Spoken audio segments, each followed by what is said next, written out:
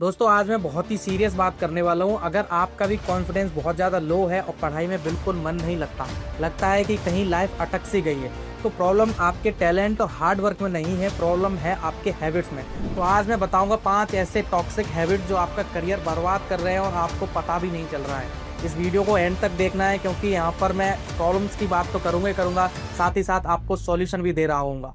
सबसे पहली बात, हम डरते हैं ना बोलने से। ये हमारी बहुत गंदी आदत होती है कि हम किसी को ना नहीं बोल पाते। अगर आज किसी फ्रेंड का फ़ोन आया और मूवी देखने की बात हो रही है तो हम उसको ना नहीं बोल पाएंगे, चले जाएंगे। हमें एक डर रहता है मन ही मन कि शायद सामने वाला बुरा ना मान जाए। मान के चलो आज फ्रेंड का फ़ोन आया है कि उसने कहीं घूमने की बात कही है, हम चले जाएंगे। मान के चलो हमारे फैमिली से किसी ने बोला है कि फलाना काम करना है और हमारी पढ़ाई डिस्टर्ब हो रही है, हमें ये बात पता है लेकिन हम उस काम करने के लिए चले जाएंगे। हमारे रिलेटिव्स में कोई प्रोग्राम है, कोई फंक्शन है, हम वहाँ चले जाएंगे। तो ये बहुत बड़ी गलती कर रहे हो आप। जो व्यक्ति ना नहीं बोल पाता है उसका दुनिया बहुत फायदा उठाती है। आज से आपको अपने हैबिट में लाना है, आपको ना बोलना सीखना है। चाहे आपके पेरेंट्स ही आपके सामने क्यों ना हो, आपके माता पिता क्यों ना हो, आपके भाई बहन क्यों ना हो, अगर उस काम को करने से आपकी पढ़ाई डिस्टर्ब हो रही है, उस काम को करने से आपका समय बर्बाद हो रहा है, तो आप सीधा ना बोलेंगे। आई नो शुरुआती दिनों में बहुत बुरा लगेगा, बहुत अजीब फील होगा, ऑकवर्ड महसूस होगा, आपको लगेगा कि लोग पता नहीं मेरे बारे में क्या सोच रहे हैं कि इतना बदतमीज़ हो गया है। बिल्कुल नहीं सोचना है इसके बारे में, आपको ना बोल देना है सीधा, क्योंकि आपके करियर का सवाल है। अगर आपने 1 साल या 2 साल आने वाले बर्बाद कर दिए इन्हीं चीज़ों में, तो आप जीवन भर रिग्रेट करेंगे। तो आज से आपको ना बोलना सीखना है। कुछ इंपॉर्टेंट काम है, आपको लगता है कि ये काम आपके बिना नहीं हो सकता है, तो आप चले जाइए। नो डाउट आपको अपनी लाइफ भी देखनी है, आपके आसपास के लोग भी देखने हैं, लेकिन वही बात है कि अगर आपकी पढ़ाई डिस्टर्ब हो रही है तो आपको सीधा ना बोलना है। Second habit, porn addiction. बहुत सारे बच्चों को बुरा लगेगा कि मैं पॉर्न पे बात कर रहा हूँ, बुरा लगे लग जाए, क्योंकि ये बोलना बहुत इंपॉर्टेंट है। पॉर्न देखने से आपके साथ क्या हो रहा है आपको पता भी नहीं है। आपका मोटिवेशन, एनर्जी, आपका फोकस सब कुछ खत्म होता जा रहा है धीरे धीरे। तो इस एडिक्शन से आपको बचना है। आपको ट्राई करना है कि अगर आपका ऐसा कुछ मन कर रहा है तो आप इमीडिएट कोई ऐसा काम करना शुरू कर दें जिससे आपका दिमाग डिस्ट्रैक्ट हो जाए।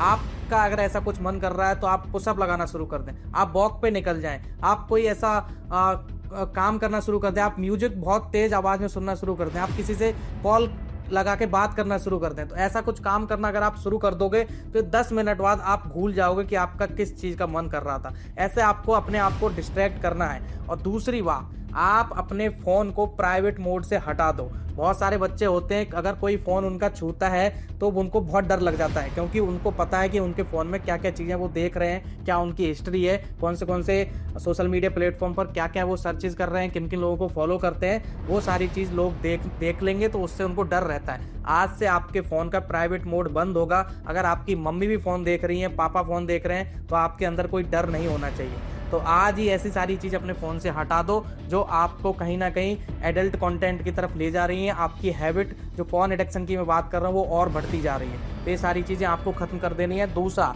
जब हम अपनी कार हमें कहीं जाने का मन होता है तभी अपनी कार को पार्किंग से निकालते हैं, वैसे ही फ़ोन भी आपका पार्किंग में होना चाहिए। आपके स्लॉट फिक्स होने चाहिए कि 20 मिनट मुझे सुबह फ़ोन चलाना है, 20 मिनट मुझे शाम को फ़ोन चलाना है, बाकी टाइम मुझे फ़ोन देखना ही नहीं है।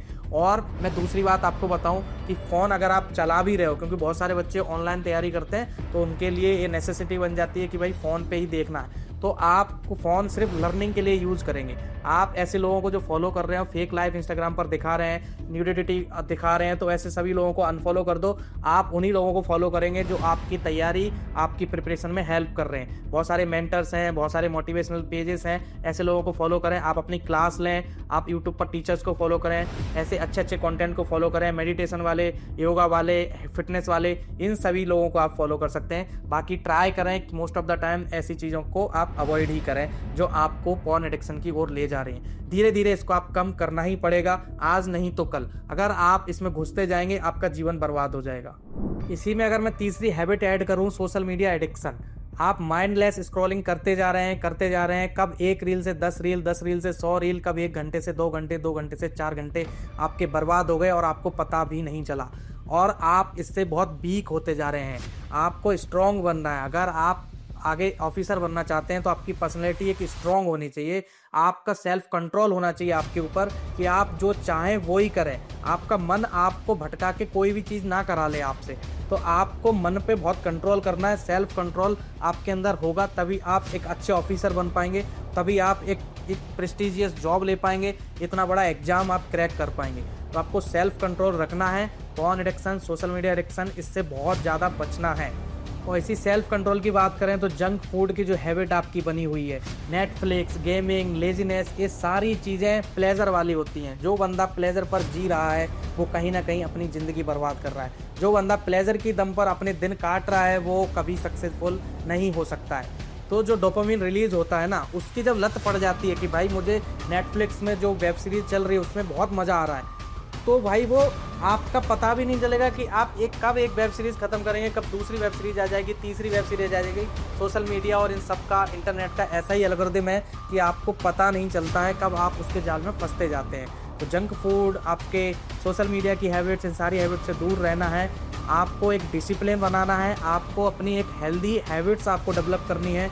टाइम फिक्स होना चाहिए आपका कि आप सुबह उठेंगे तो आप मॉर्निंग वॉक पर जाएंगे, आप वॉक करेंगे, आप 20 मिनट अपने फिटनेस पे काम करेंगे, कुछ एक्सरसाइज करेंगे, फिर आप सुबह की जो भी दैनिक क्रियाएं होती हैं उनको करेंगे, आप फ्रेश होंगे, नहाएंगे धोएंगे, फिर आपका जो टाइम स्लॉट आपने फिक्स करा है पढ़ने का, आप पढ़ाई पर बैठेंगे। तो ऐसे करके आप एक डिसिप्लिन रूटीन आपको तैयार करना पड़ेगा। तो उस पर काम करें, जितना जल्दी आप इस पर काम करेंगे उतनी जल्दी आप एग्ज़ाम में सिलेक्शन ले पाएंगे, क्योंकि टाइम निकलता जाएगा। आप 6 महीने, 1 साल और एग्ज़ाम भी निकलते जाएंगे। जो लोग सीरियस तैयारी कर रहे हैं वो सिलेक्ट होते जाएंगे, आप डिमोटिवेट होते जाएंगे। तो भाई जितना जल्दी हो सके अपने रूटीन पर काम करो, अपना एक हेल्दी रूटीन बनाओ। चौथी हैबिट की मैं बात करूं तो नो क्लियर डायरेक्शन। बहुत सारे बच्चे हार्ड वर्किंग होते हैं, 10-10 घंटे, 12-12 घंटे पढ़ने की उनके अंदर कैपेसिटी होती है, लाइब्रेरी में बैठ के पढ़ भी रहे हैं, लेकिन डायरेक्शन क्लियर नहीं है, एक स्ट्रेटजी उनके पास नहीं है कि कैसे इस एग्जाम की तैयारी करनी है। तो अगर आप स्ट्रेटजी के साथ नहीं पढ़ाई करोगे तो आपका सिलेक्शन बहुत ज़्यादा मुश्किल है। आपको अपने अंदर क्लियरिटी लानी है, जिस एग्ज़ाम की आप तैयारी कर रहे हो उसके बारे में एक एक चीज़ आपको पता होनी चाहिए। उसका सिलेबस क्या है, उसमें क्या क्या क्वेश्चंस पूछे जाते हैं, उसमें कितने सब्जेक्ट्स हैं, उसका प्रीवियस ईयर में क्या ट्रेंड रहा है, ये सारी चीज़ें आपको देखनी पड़ेंगी। एक प्रॉपर गाइडेंस, एक प्रॉपर स्ट्रेटजी के साथ आपको तैयारी करनी पड़ेगी। क्योंकि आज अगर आप किसी गड्ढे को खोदने की शुरुआत करते हो और आपने 10 दिन यहाँ गड्ढा खोदा, फिर आपने 10 दिन दूसरी जगह, 10 दिन तीसरी जगह, 10 दिन चौथी जगह गड्ढा खोदा, ऐसे ज़िंदगी भर आप गड्ढे खोदते रहेंगे, कहीं पानी नहीं निकलेगा। लेकिन आप एक क्लियर डायरेक्शन, एक क्लियर स्ट्रेटजी के साथ एक जगह पर आप गड्ढा खोदते रहेंगे तो एक ना एक दिन वहाँ पानी जरूर निकलेगा। तो आपको प्रॉपर डायरेक्शन में काम करना है। ये प्रॉपर आपके पास एक पूरा रोड मैप होना चाहिए 1 साल का कि भाई कैसे कैसे मुझे सिलेबस कंप्लीट करना है, कैसे कैसे इस तैयारी को आगे लेकर जाना है। और 5वीं हैबिट, हमें अपने आप को ऐसे लोगों से दूर रखना है जो कहीं ना कहीं नेगेटिव माइंडसेट के लोग हैं। उनके लिए कोई भी चीज़ पॉसिबल उनको लगती ही नहीं है। अगर उनके लिए यार कोई भी छोटी सी चीज़ बोलोगे आप तो हमेशा उनके मुंह से ना ही निकलेगा, नहीं भाई ऐसा नहीं हो सकता।